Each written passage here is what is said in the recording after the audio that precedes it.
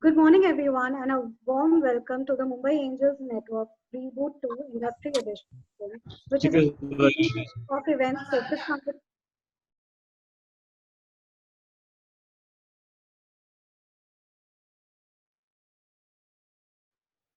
the challenges and opportunities for specific sectors in the new normal. Before we begin, I request all of you to please keep your devices on mute to ensure you can hear the speakers clearly. The session for today is divided into 40 minutes of panel discussion and 20 minutes of Q&A. Do send us your questions during the conversation via chat. Our team will curate it and we'll try our best to have them answered by our esteemed panelists. Our sector of focus is food and beverage. Arguably, no other segment claims as large a social, geopolitical, or environmental impact as the food industry. While food and beverage companies are experienced innovators, the industry itself is facing considerable consumer, food safety, and regulatory challenges. Advances in food science and technology, both in sector and beyond, are presenting exciting opportunities, but a step change in perspectives in this new normal is needed if companies are to prosper. I would briefly like to acknowledge our sponsors and partners for today's session. Event partner, Ideal Insurance Brokers, taxation partner, Tax Mantra Global, session partner, Baraday Energy Bars. Our panelists for this session are Mr. Aseem Soni, CEO and board member, Modern Foods. Aseem has over 25 years of experience across various functions in different companies, diverse categories, and varied cultures. His last 10 years have been spent at senior management levels, where he is engaged in getting the best out of teams of all shapes and sizes. He prides himself in delivering on the back of appropriate business models, a relevant GTM strategy, the right processes with tracking mechanisms that more aid and less police, with a leadership style that is unimposing, watchful, and supportive at the same time, with a view on long term sustainability. He respects growth that comes on the back of meticulous planning, strong commitment, and a few failures. The next panelist for today is Hitesh Tripathi, CEO, Tech for Serve F&B Consultants. Hitesh is the founder of Tech for Serve, a turnkey business consulting company, and co-founder of High Pitch Designs, a brand management company. He is a food technologist and an IIM Lucknow graduate with 15 years of domestic and international experience. He has worked with brands like Britannia, ITC, and Olam International Singapore. Tech for Serve has successfully executed over 75 projects across India, Nepal, and UAE, and has built a reputation through honest and transparent consulting. Next panelist, Rahul Singh, founder, Beer Café. Professional turned entrepreneur, Rahul Singh is the Honorary Secretary, NRAI, and the founder of the Beer Café, India's favorite beer chain.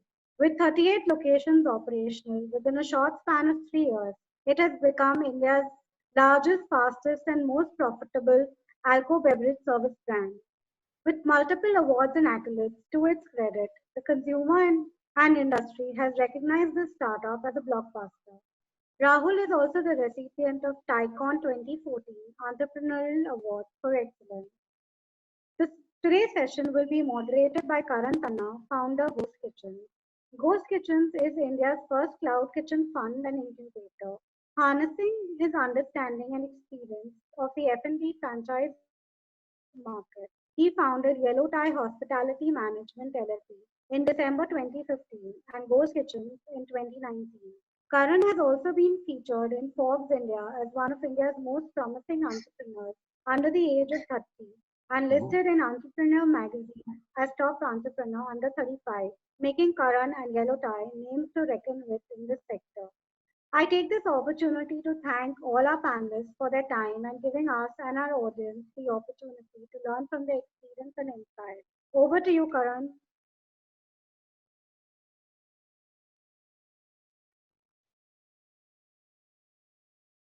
Hi everyone. Thank you, Shivangi, for the introduction. And I'm really sorry I don't have my video on right now due to some technical issue at my end.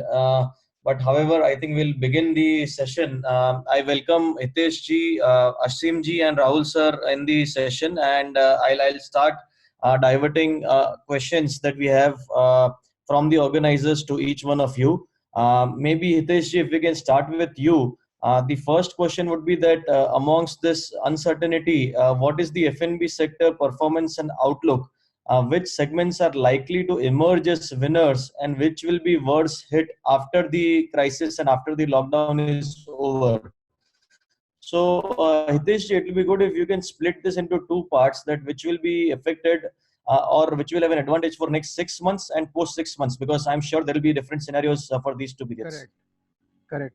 So, as we all had been watching that the industry can be divided into three segments: the red zone, the yellow zone, and the green zone. Now, the hospitality, the hotel, the horeca, the fine dine restaurants, and the food courts, which will be drawing a lot of crowd, will be in the red zone for a time to come, for the time till we get the vaccine and we get a cure for the problem. The other sectors which will pick up comparatively faster are the food delivery, the dark kitchens, the this aggregators, Swiggy, Zomato, online portals.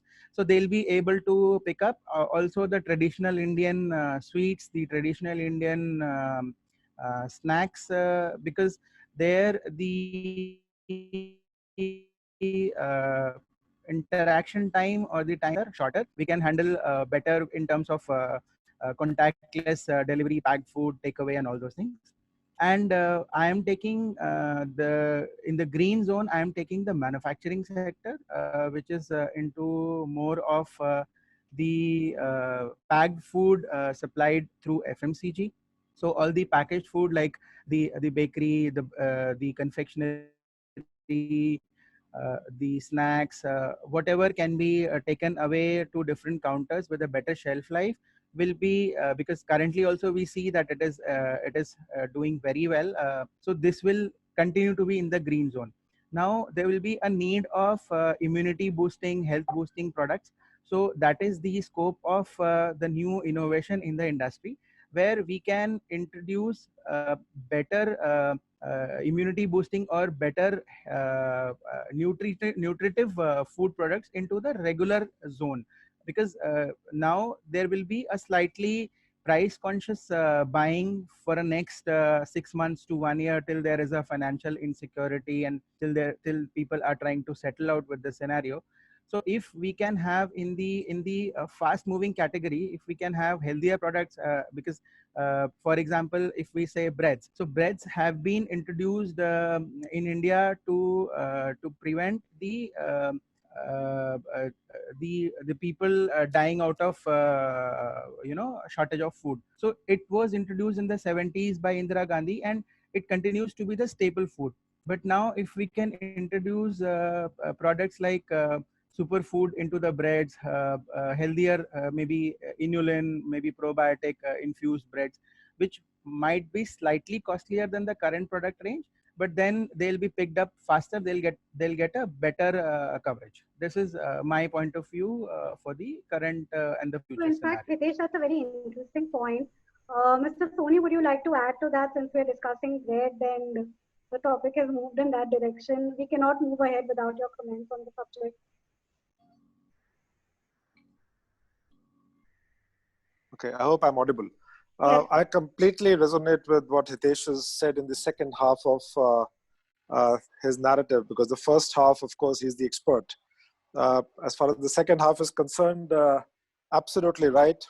Packaged foods from larger organizations, trusted brands that have a little lineage as well as forward leanings towards health, towards immunity, are here to grow and grow like hell.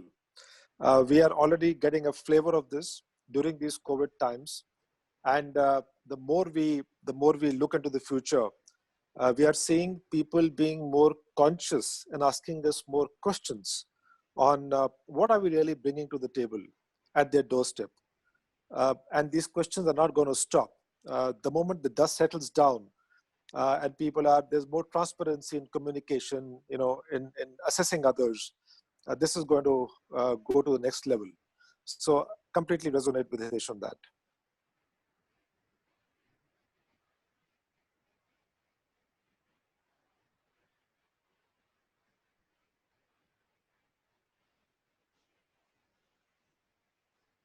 Thank you, Mr. Soni. Karan, can we move ahead? Yeah. Thank you, Aseem ji, and thank you, Hitesh. I think Hitesh has to say that now the entire system is going to change after the current crisis. Food habits are going to change. The affordability is going to change, and the way people consume food, delivery versus casual. I mean, going out is also going to change. So that's a huge. क्या बोल रहा था? I request everyone to please put their videos on mute. So amidst all of this huge change, I'd like to ask Mr. Rahul Singh on what is the financial roadmap for a F&B business that an individual owns or as a company. How should they prioritize their cost, and what should be the business metric? I mean, business metric was always revenue and EBITDA, but in a post-COVID scenario, what are the things that are going to be important? Hi guys. So we are obviously going through an unprecedented crisis, which I think anybody who planned a Vision 2020 was blind, honestly, and things have kind of turned around in a way that we would have never anticipated. So I look at, it's been well quoted, so I'm going to re-quote it again, that any economy or any business is in the form of a four-wheeled car, and those four wheels drive the economy or the business. The first wheel in that is supply, the other one is demand, the third is capital, and the fourth one is labor. At this point in time, the three wheels are redundant. So because there's no supply and there's no demand, for our sector, and there is no capital. If the capital has been suppressed, not eroded, at least there is no capital in the site or anybody has it in their reserves. So the only wheel left actually for our sector right now is labor, and we need to actually address that constructively. If you do not address our labor constructively, I can tell you we will be having a social unrest. So at this point in time, our first stage is to actually address that. Unfortunately, the government's not doing anything around that. You already know that the government has actually come on to employers and saying under the DMA, we've been forced to actually pay for wages and have no wage cuts or layoffs or pink slips. So it's actually something which is absolutely like a double-edged sword. On one side, we have zero revenues. Our sector has zero revenues. Albeit a little bit of deliveries which is going on, that too is also not business sense. I can tell you none of the delivery people, they're there in the business and they're just doing it to pay wages. Ask any person who's actually delivering, he's just maintaining his kitchen so that he can give money to our staff, which is about 7.3 million people. That's the kind of employment our sector does. And it's only to actually give them sustenance. So we have to make sure that that's the first time. So the first stage is survive. We have to go through this. The next step would be actually to revive. And that's when will happen when we know there is let's say this whole opening up in stages works out. We've got this 2 weeks of lockdown 3.0. Let's see where this goes. It can only go two ways. Things will get better, which means we will open up rather sooner. If it gets to the worst and we go to a lockdown 4.0, then really I don't have an answer to that. But whenever we do open up, we will have to go into a revive stage. So after survive, we go to revive stage. Very important. And then finally, after we've gone through the revival, we'll have to go to the thrive stage, and then we'll have to come back to where we are, and you have to thrive our business. So it's an SRT is what I call it: survive, revive, thrive. And you can't move to the next step without closing the first step. It's like a video game. Honestly, you have to close one step to go to the next step. So that's my thoughts around our sector right now. That because what you're running is a larger, more organized enterprise, which would require more planning to sustain and scale up during these times. So what are your views on this? Yeah, so while there is a clear ask from the society for us to produce more, exactly what Rahul said, there are tons of challenges on the supply chain and quite a lot of challenges on the labor front. Supply chain challenges everybody knows about. Every entrepreneur who's worth his salt has realized that in the last 40 days, how his raw material is not reaching him, in spite of all government, freeways and instructions and guidelines. The man at the border is interpreting the central directives absolutely as per his whims and fancies.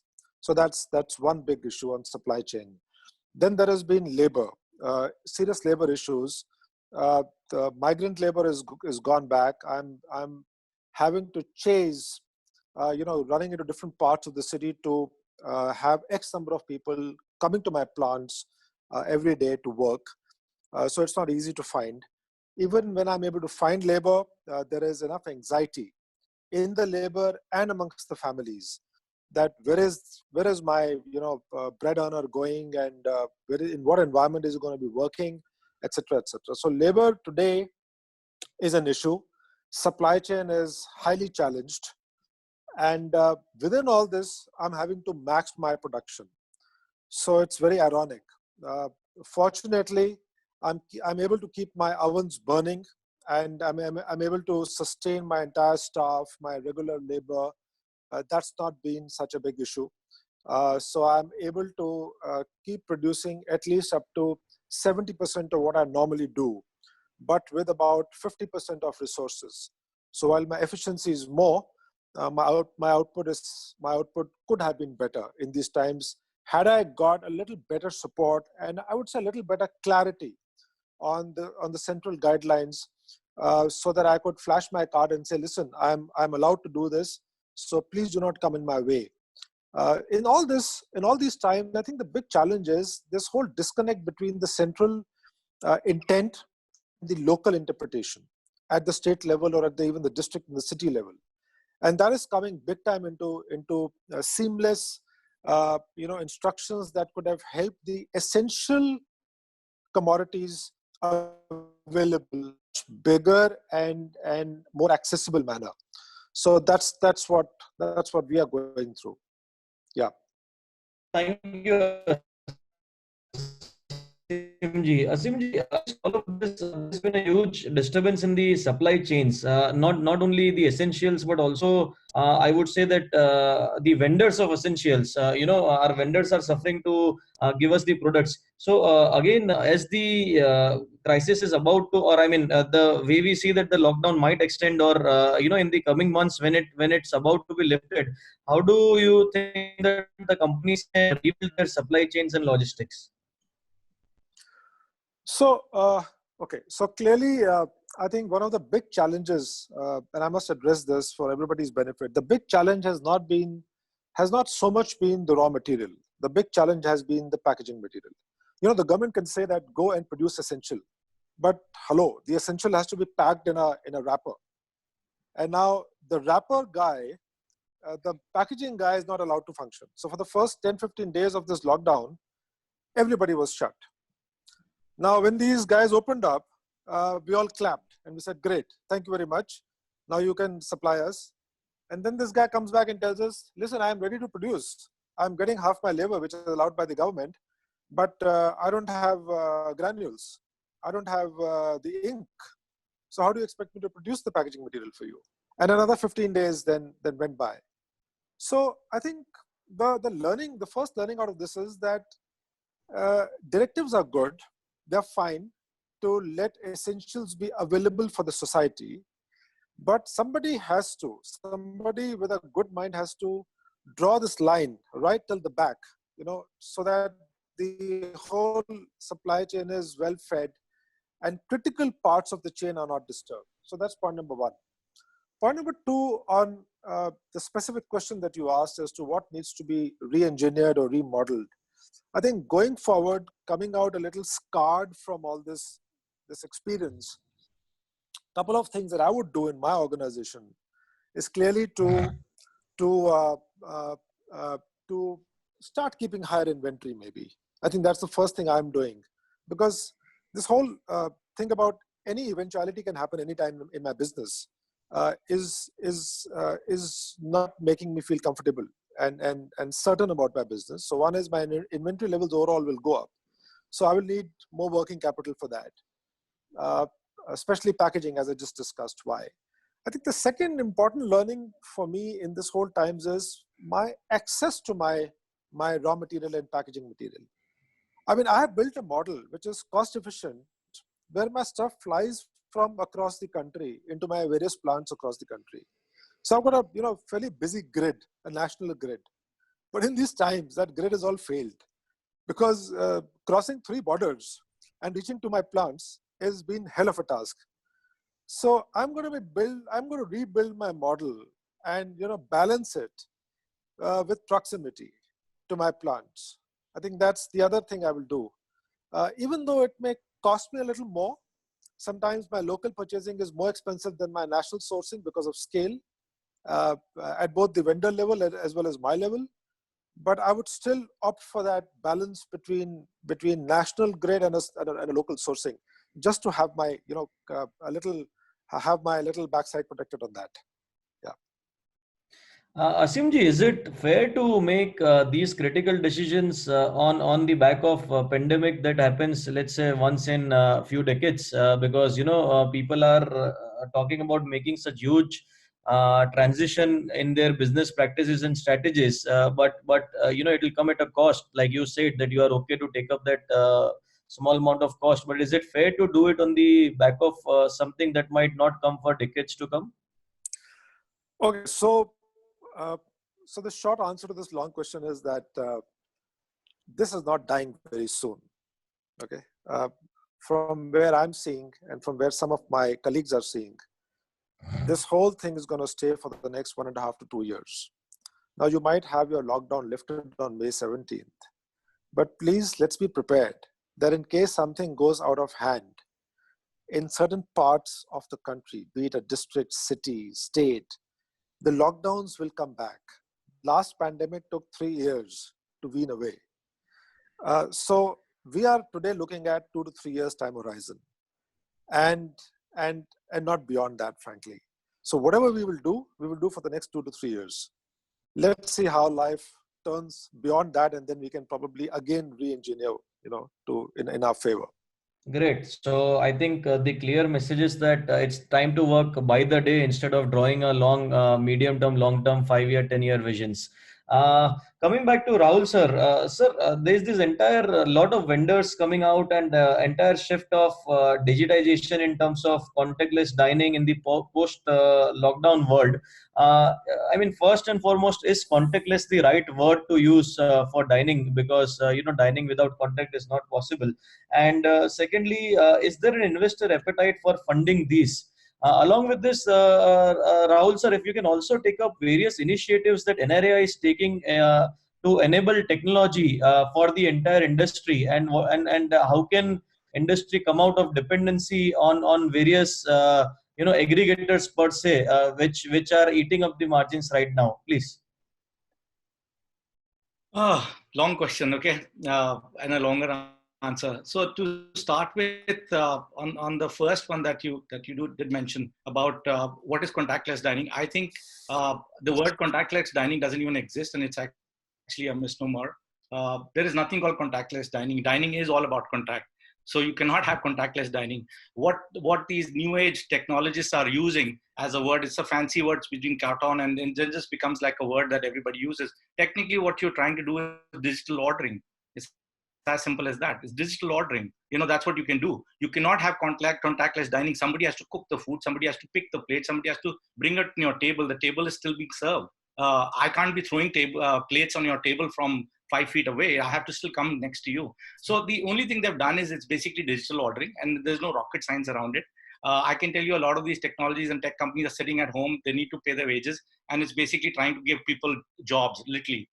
Let's go and find a new app and then figure out something and call it contactless dining or pay less dining or pay more, whatever you want to call it. Everybody's actually in the same bandwagon. I have personally received 14 different solutions in the last 15 days. I have a Dropbox for it. Anybody wants, I can share it. It's like I think we have more contactless dining solutions than the restaurants open in the country right now. So it's that kind of a virality that's happened. Having said that, there is a lot that one has to do on tech. And I think it's very important for everybody to understand that tech has to be an enabler. Tech cannot be a distorter. Tech has to be used to enable businesses. It cannot distort business. What we have seen over the last 2-3 years is that this tech partners, or they call themselves tech partners, have actually become into, as you've already read many times, that we've been doing this for the last 6 months. We've also gone to the government with DPIIT. We're at roundtables with aggregators. The aggregators have actually become digital landlords. And that is something that's really, really a problem for the industry. And what we've done is not that we're technologists, but we do understand how to run businesses. We know how to run restaurants. The business has been there without any tech. If you look at it, this business has been there forever. For thousands of years, people have been dining. There have been restaurants, inns, all kinds of service industry that we've been part of. Tech has to enable. So if you do permit me, Karan, I've got 5-6 slides and I can take through it. You will get an idea. People who are viewing right now, 156 participants right now, they can look at it as to what our objective behind this exercise has been and where we are headed. It's been 6 months of exercise between the association's key members. We do have some people who are IIT and IIMs in our industry, and they all put together the gray cells to put this together. So if you do allow me, Karan, then I can show this, or if you want me to not do it, up to you. You're the moderator. Karan? Please go ahead, Rahul. Okay. I think there's some problem with the mute and unmute. Okay, yeah. Karan, is your mic unmute? Yeah, I'm sorry. I was trying to unmute. Akshay, please help to display the slides. I've displayed it myself because I think this is not a webinar. They've used the Zoom meeting tool to actually. So let me just go into full screen. So allow me to do that. Okay. So the idea behind this is that even before lockdown, a trend was emerging that log out movement. Most of you have seen this last year. It actually just cemented our belief that we need to take back control. And I'm talking about the industry. This industry I'm talking about is food service, which is also called the restaurant industry. And the restaurant industry is very large. It's 4.2 lakh crores per year, employing about 7.3 million people. It's a very, very large industry in this country. It's about $60 billion in US dollar terms. What were the guiding principles for the industry? Very simply, we were looking at an aggregator alternative. The objective here was that we didn't want another digital landlord. Data and technology has to be free. And you cannot have somebody using the data for their own benefit. It has to be for everyone. One has to be transparent. All processes and settlements have to be honest and easy to understand. I would not name the aggregators, but most of our restaurant partners keep saying that they can never reconcile account. They don't even know when they'll get the money. Whatever comes in their bank, they just think that's the money they're going to get. There is all kinds of deductions done. There is absolutely no reconciliation. There is a huge amount of mess around GST being charged, not charged. It's all over the place. Ask anybody who's delivering through a food service or a restaurant or a cloud kitchen. I can bet you he will not be able to process his payments also in a right way. It has to be built for restaurants. At the end of the day, that's what the technology has to do, not the other way around. And it has to be built for sustainability. We want an ecosystem that is equally beneficial for all people in that whole into that entire ecosystem. Coming to the point, this is just to give an example of how things work. What is a physical landlord? He owns a physical space, and customer pays us, we pay them rent. That's how flat rent works. And what's happened with the aggregators, they have actually become from a broker, honestly, to become a digital landlord. They now own the digital space, they own the customer pays them, then they pay us, and they charge a commission in front of as a commission, not only as a commission, but also sometimes as marketing spends. And the marketing spends actually going to actually create their own false what do you call market share. So it's a fight between the 4 or 5 big guys, and in which the person who pays up is us. And it's actually something that really doesn't work for us. Also, these aggregators, what we call them as digital landlords, have actually been competing with us instead of complementing us. And the way it's happened is, in the listing, deep discounts, high marketing fees. You pay me good marketing fees, you're on the top. There is no algorithm to do it based on what's selling. It's all about, if you pay me money, you'll be on the first page, second page. Ask anybody in the cloud kitchen business and he'll tell you how difficult it is to break through. It's about deliveries are heavy charge commissions. Today, it's gone up to 20-25%. Kitchens, all the orders are being used, all the data has been used to compete with us. So they will figure out what's selling, what's not selling, and then their preferential treatments. The aggregators have become their own private labels. That's absolutely against any e-commerce policy. You cannot have private labels being done by the aggregator. If you are the aggregator, you are the one the customers coming to. You cannot be pushing your own bowl companies and pizzas and whatever that you may have. So that's absolutely something that we are completely against. So aggregators have divided and conquered us, and now it's the time for us to unite and reclaim. And that's what our whole cause behind this is, and this will be done around 3 pillars. It'll be done around loyalty, digital ordering, which I've told you is not contactless dining, but we call it digital ordering, and then delivery. These are 3, and we want it open for all. So any technologists or any tech companies right now listening to me, this is open for all. We are not going for an aggregator-based business. This is something like akin to something like what Infosys done for GST, or let's say what TCS done for Passport Seva, or what NPCI has done for UPI. These are all in the background. These are B2B tech. So please hear me out. Do not try and create a valuation for you by creating another app and trying to make a valuation around your app. Please give us a B2B service. We're more than happy to listen to you and come on board with you. And there's a whole team around this. The idea here is very simple. I'll just take you through very quickly how this will work around. We need to own our own customer data. When I say we, this is the restaurants. So we want to be live anywhere and everywhere. And we should have the choice of delivery vendors. Now here, there's a big issue. Right now, if you go through an aggregator, you have to use their vendors or their riders. It's forced, it's bundled services. You have to unbundle it. I should be able to use my own rider. I should be able to use a Dunzo. I should be able to use a Shadowfax or whatever I feel like. I should not be limited to the riders which are there in that neighborhood. I should be able to use it. That's how Brecken principles work. You need to use anything and everything out there. We need to be our data master chef. We have to turn data into our profits, not the other way around. If you look at a digital landlord, order IDs are not shared. Restaurants are operating in the dark. Whereas with our own platform, loyalty is automatically enabled. Individual orders and feedback histories are with us. The audience intelligence is with us. And we're talking about campaign targeting. We're not talking about creating, like an SMS which starts to bother you, or we start WhatsApp. We're all sane people. We're not going to bugger you. A lot of times the aggregator says, if we give you the data, you will start sending, messages out up in the night, and you'll start disturbing, and you'll start invading into privacy. Man, you're not the gatekeeper of this data, right?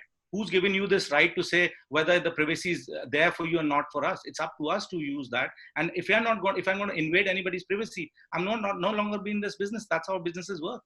The last bit in this is very simple. It should be plug and play. We should be able to sign up once, sell anywhere. We should be able to go into future channels, any channels, whether it's through JioMart, whether it's through, Big Basket, any channel that opens up, we should be able to actually go through a WhatsApp Pay, a Google Pay, or any other, everything should be open. And all that's been done, just to let you know. This is not something which has been done for the last 6 months. There's a lot of work going on in this, and that's what we're getting into. And my last slide in this is very simple. It has to be delivery as a service. This is the delivery part. Pay only what it costs, not a commission-based business, but what it costs. If it's only going to cost me 20 rupees or 30 rupees to deliver, that's what it should cost, not a percentage of my revenue. If my order is 3,000 rupees, somebody's ordered, I shouldn't be paying 20% of 3,000 rupees. I should be paying for the cost of delivery. That's what it should be. And I should be able to use any kind of people around it. I should be able to even use Jubilant Foodworks, which is Domino's fleet. They've got 35,000 riders. If the riders are lying empty, we should basically use their efficiency. And that's what it works. So that's what it is. It's basically a simple story. We want to be behind the scenes. That's what we're looking at with our tech partners right now. Very simple, 4 words. Let us sell everywhere. Give us our data. Lower our delivery costs. And please do not compete with us. It's as simple as that. Excellent. Thank you, Rahul sir. That was long but extremely informative and disruptive. And we are getting a lot of comments saying that this is a need of an hour, and it's a great initiative. So everyone should just tune in and just wait for this and support it. As you know, this will be successful if everyone joins the bandwagon and supports initially. In interest of time, quickly moving to Hitesh ji. Hitesh, if you could throw some light on, a lot of reinvention happening in this industry, a lot of cloud kitchens starting the DIY meals, a lot of DIY meal kits, FMCG businesses are also starting, menus are getting re-engineered, a lot of QSRs have started to deliver groceries, which was never the part of their plan. So, where is this going, and what would be essential principles for startups to consider while pivoting to any of the new businesses? Thank you. First of all, I would like to thank Mr. Rahul for the wonderful presentation. I truly resonate with him because that's the way forward. The same bite cannot be divided into many pieces, then nobody's left with anything to eat. Coming back to your question, Mr. Karan, the slogan I've been giving over the past last 1 month or so, I'm saying that flying low is the new high. And that is what we have to adopt as a culture for the current 1 year or 1.5 years to go, because the revenues will be divided because of the low movement, low footfall, low sales. So we have to optimize on the operating cost. We have to see how we can cut down the overhead expenses. We can cut down on the expenses which can be probably avoided or maybe delayed for a year and a half or so. So for this, I am using the 80-20 formula, which says 20% of your products give 80% of your sales, or 20% of the manpower completes 80% of the work. So probably this is what the new generation entrepreneurs, the startups have to adopt, because the organized planned businesses, they still have a bigger pocket. They can still sustain to certain amount of overheads because they have a wide coverage. But for the new entrepreneurs, the new entrants into the industry, they have to operate in a lean phase. They have to optimize whatever expenses they can, maybe cut down the warehouses, maybe cut down on the staff, maybe cut down on the menu, so that whatever business comes, because the only revenue generating thing is sales, and if sales are low, then everything is a cost. So we have to see how do we optimize sales versus the other costs. And yes, the concepts like Google Run, which happens in US, the dinner for ready to cook meal packets, or there would be a lot of, because we see a lot of internet pictures on home cooking and people trying different recipes. So this concept will continue for a while. And if we could support this from the optimization of the current resources, because we have a lot of dark kitchens, we have a lot of restaurants and places which have very excellent facilities. So if we can diversify from those excellent facilities to generate revenues from them, maybe adopting new ways of selling food, or maybe uncooked food or half cooked food, ready to eat, ready to cook, whatever the category it falls to, then the businesses which are now facing a sustenance or chances of collapsing, they would be able to survive and sail through by flying low for the next 1.5 years. And as we all know that once there is a remedy, people will come back to the restaurants, people will go to places, people will meet, people will gather. So it's just the fear for the time being which everyone has to survive or to sail through. All right, fair enough, Hitesh ji. I think the innovation and currently happening might not be sustainable for long term. Out of 10 things, maybe there are 2 things that will go on to become a permanent business model. But right now, like you rightly said, and like Rahul ji said prior, that it's about paying the salaries and taking care of your mandatory imperative expenses. And that's why the innovation and shift. Fair enough. Aseem ji, wanted your opinion and your experience on, there is a lot of digitization suddenly happening in the ordering space, and even in the grocery, a lot of hyperlocal platforms coming up. And, GeoMart, the COVID playing entire catalyst to the entire aspiration of GeoMart coming onto WhatsApp. So do you see this sustaining? How does a small vendor or a small merchant ride this particular wave, and what's the kind of pivot, and how carefully one should make a pivot into digitization? Well, the times that we have gone through are really very interesting for digitization of the small vendor. So what have we seen in the last 40 days? The larger guys have fallen flat. They have not been able to supply and provide. There is a uprising of the neighborhood store, the neighborhood guy, for whom digitization means a telephone call, and with a much bigger fleet. And he's now able to supply to you from products like groceries to even fruits and vegetables at your doorstep. Now, trust you me, this man has become very smart over the last 40 days or 45 days. Very, very smart. He has suddenly realized that he can today fight with the likes of Flipkarts and Amazons, because he's quicker in delivery, he's more personal in his conversation with the lady of the house, and therefore I think this is a new kind of discovery that is happening at the mom and pop level today. So while digitization as a concept, I feel is here to grow and flourish, But I think the whole modeling is going to get nicely balanced with these amazing numbers of neighborhood stores who will suddenly realize the power of home delivery. Added to that is this whole Reliance Jio huge project on the anvil, which is not based on a centralized sourcing, but based on the local guys supplying to you.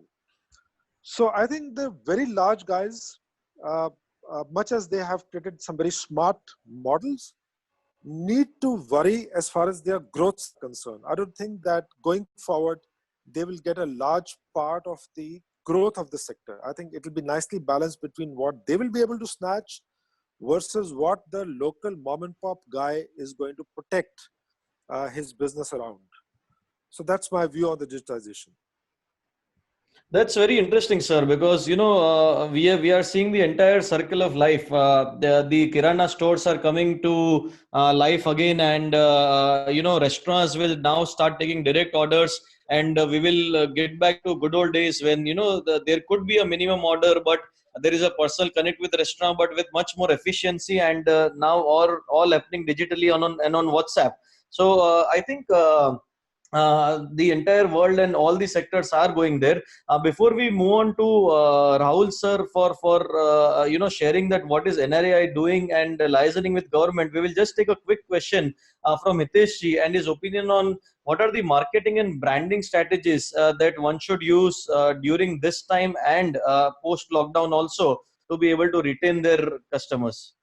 I think the shift of branding would more be on the digital, on the web, because door to door marketing is something which people will not be happy with or not will be entertaining with. So and with the current scenario, as we see that most of the people are spending so much time on the screen, so on the mobile screen or on the laptop screen. So if your product can reach to their screen, then you have a impact on them, because this is where they are engaging maximum time. And it should be, because there is a shift on the emotion of the purchase. There is a emotional connect with the entire scenario throughout the globe.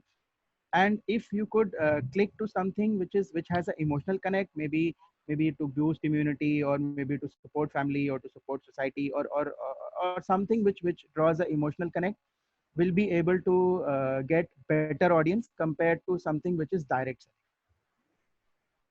One of the first questions to continue on this has been that there has been a lot of discussion and a lot of concerns among the startups in the previous sessions also, where they have asked about issues like rent, labor costs, etc. So I just want to address this question to the panel in terms of what are the solutions that one can look at in this current scenario. Are there any possibilities of discount and rent? In what are the solutions that the industry has come up with in terms of wages? We know that some of the industries have looked at an across the board salary cuts in a great format. So, Mr. Soni, is there some kind of solution that the industry is implementing right now? Because, I mean, there is an order, the salaries need to be paid, rent does need to be paid. But is there any kind of concession that has been made available?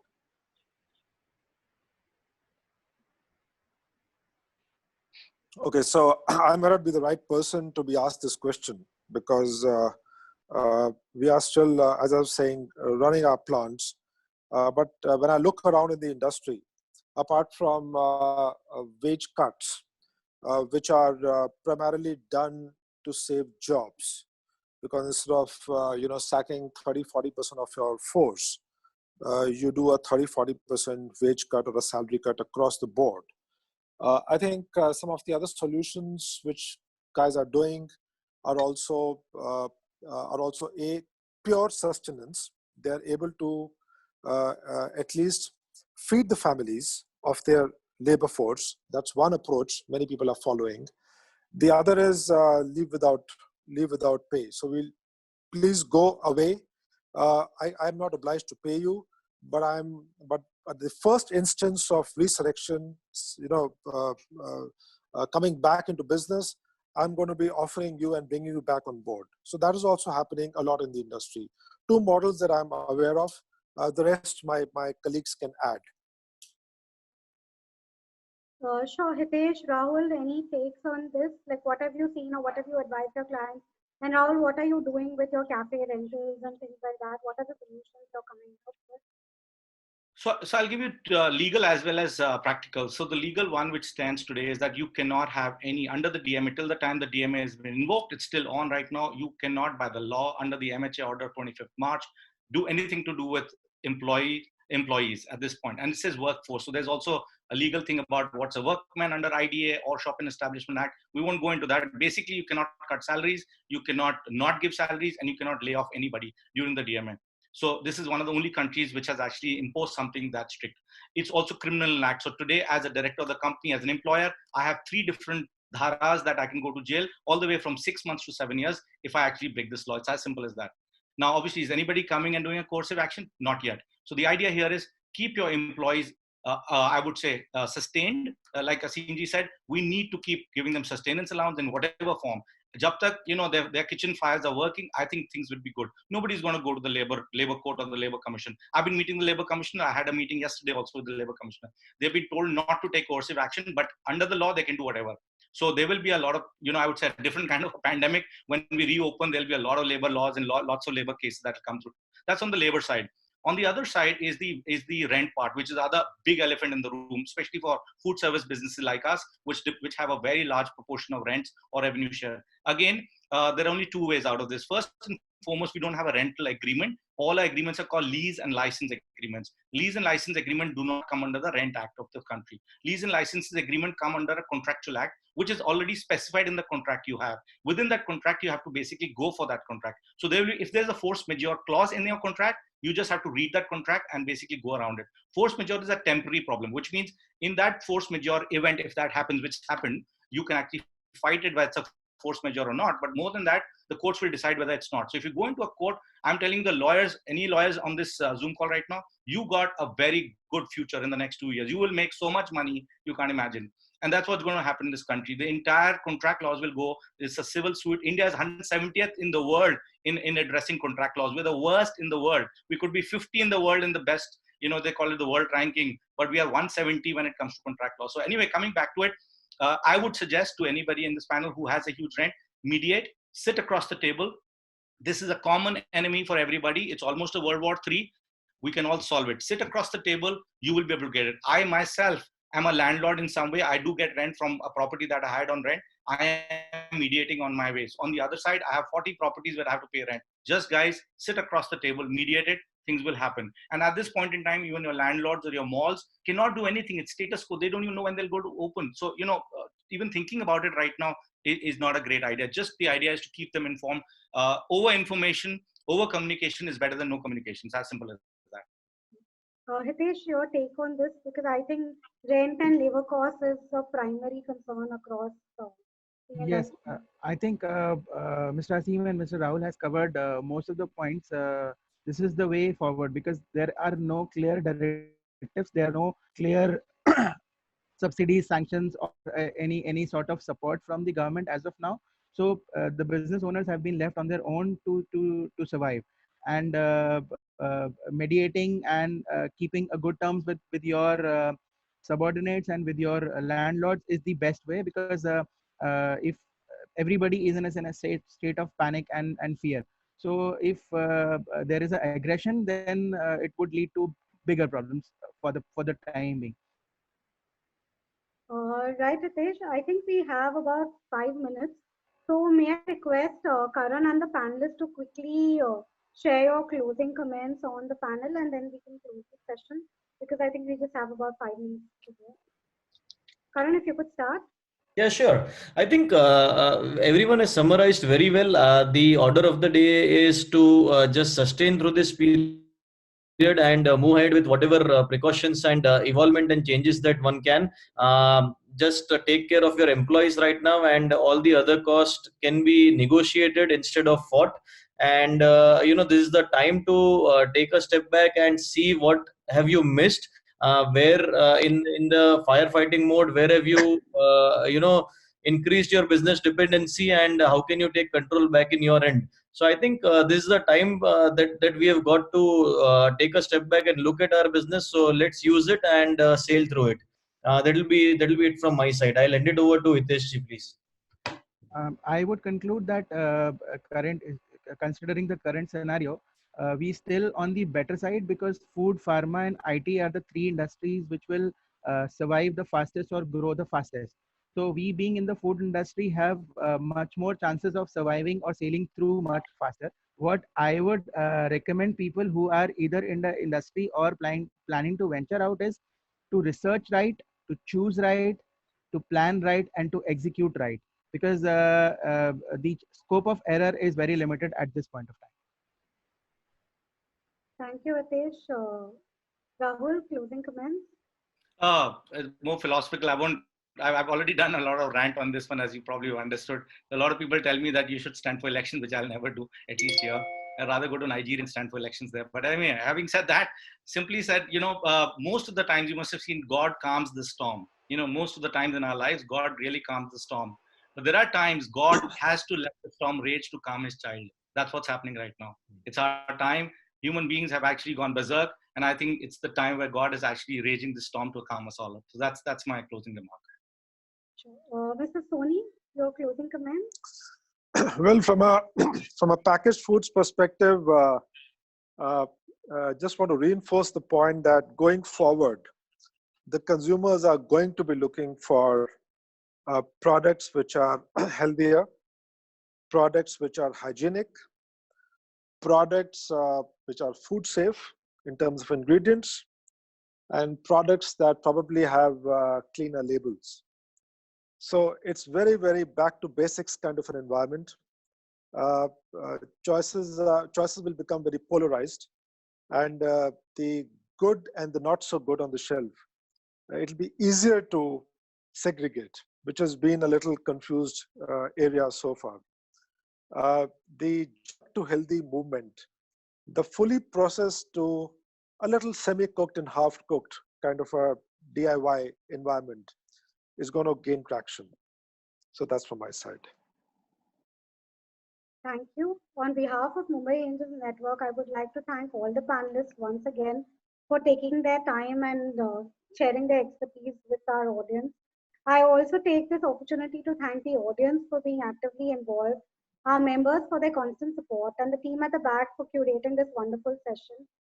I would also like to thank our sponsors and partners for today's session: event partner, Ideal Insurance Brokers; taxation partner, Tax Mantra Global; session partner, Baraday Energy Bars.